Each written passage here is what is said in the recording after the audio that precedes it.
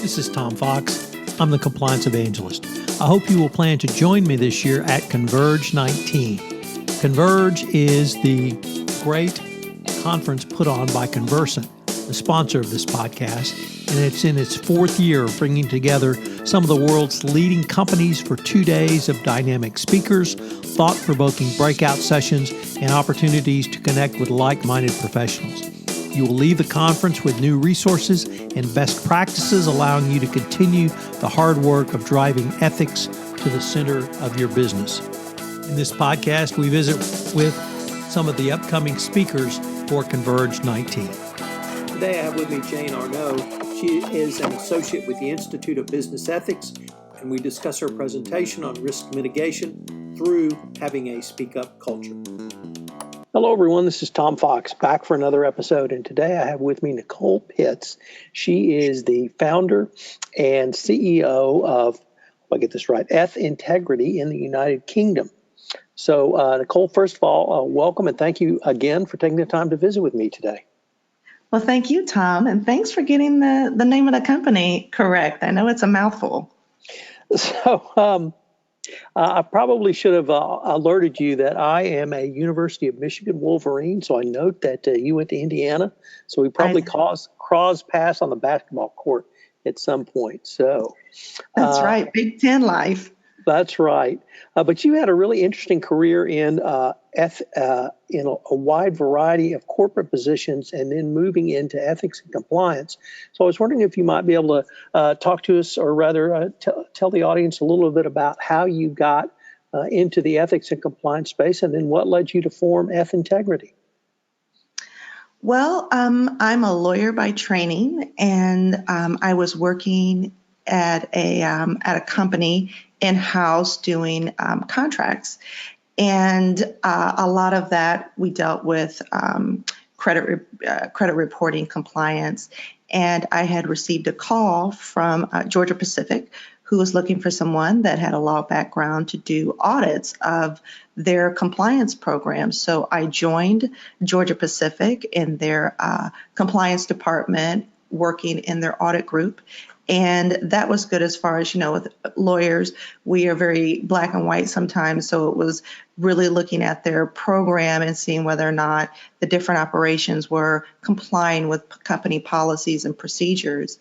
I then moved into the business side, helping them to operationalize the policies.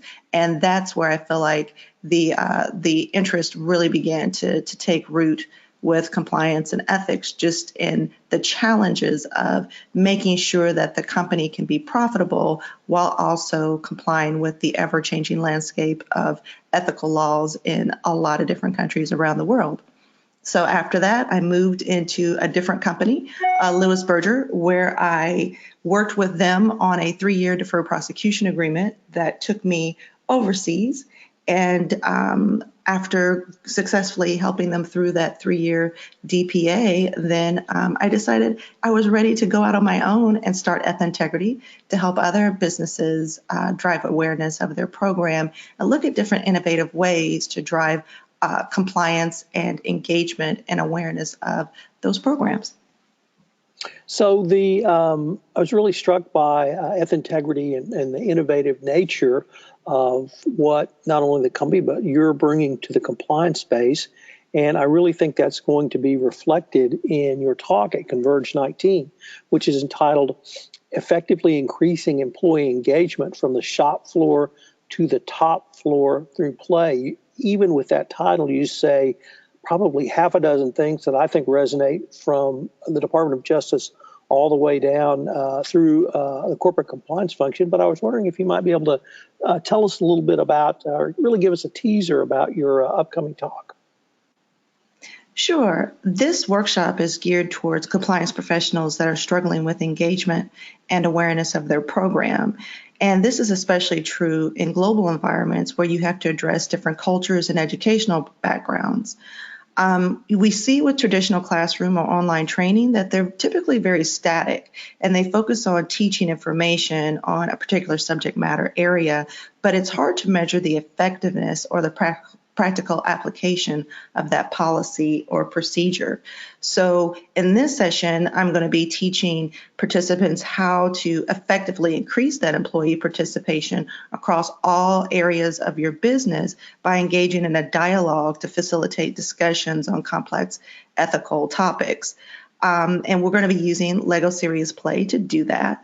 And from that, we have these little exploration bags that have about 40 to 48 Lego pieces. And we'll be doing different builds and really getting employees or getting the staff to really think through different builds, different diversity of thought on how they would interpret some of the things that I'm asking them. And that gets them to think about their program and how their employees would actually interpret what the company is asking of them with their policies and procedures. Nicole, is the Lego Serious Play methodology one that you utilize at Ethintegrity in your day-to-day consulting business? Yes, it is. I find it to be, myself, when I was in-house, it was always a struggle to effectively get people to pay attention, sometimes with training. And you'd go in with your training deck and you think, this is great. I know that they're really going to love these infographics or these videos that I have. And it just didn't work. And so using Lego Serious Play, at least it keeps, everybody has to use has to engage and use the bricks and use the Legos. So it does force everyone to participate. But you also get a lot of different information back because sometimes we go on site thinking that we know what occurs there. And by looking at the builds, we find out that maybe the business model has changed or what they're actually doing that with their role has changed a little bit. There could be a change management issue. There's not proper segregation of duties, that type of thing. But it's good when you're doing training because it also helps with a little bit of risk assessment. I cannot believe how much compliance you've packed into the last 3 minutes, and I would love to spend about 30 minutes unpacking each word with you because you really hit on so many important topics for the compliance practitioner. But unfortunately, we're coming near to the end of our time, but I would just like to sort of end with your thoughts being professionally trained as a lawyer, having gone through, have some sense of what you went through at Louis Berger in terms of having a monitor, having oversight, having Department of Justice oversight, literally being, under the microscope on what you guys did, and then moving into your current role. Is the message that you're able to bring about increasing this engagement one that really resonates literally from the chief compliance officer who's probably invested in it, but down to the employees who you're really trying to help buy into the entire business process you're trying to put forward? Yes, actually. And going through, and I know that you understand what it was like to be under a monitor. One of the great things that having been under a monitor is that they helped our focus with our compliance program to look at it from the employee's perspective, because sometimes we get to where we'll draft policies and push them out, but not really understanding, do they really internalize and understand what these policies mean? So looking at it from another perspective. And I think having the program that can be accurately and effectively measured from the employee's point of view is critical for it to be effective and successful. Well, Nicole, I am greatly looking forward to meeting you in person at Converge 19. I'm also greatly looking forward to your presentation. So once again, thank you for taking the time to visit with me. I look forward to seeing you in Denver.